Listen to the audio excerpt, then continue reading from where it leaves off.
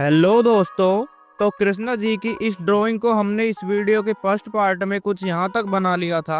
उम्मीद करता हूँ वो वीडियो आपको पसंद आया होगा।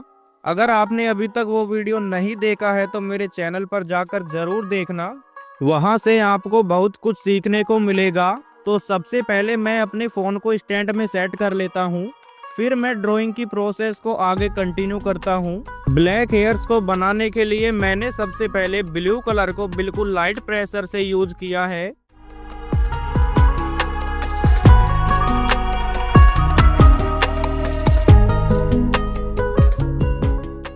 और उसके बाद डार्क प्रेशर के साथ ब्लैक कलर यूज करना है।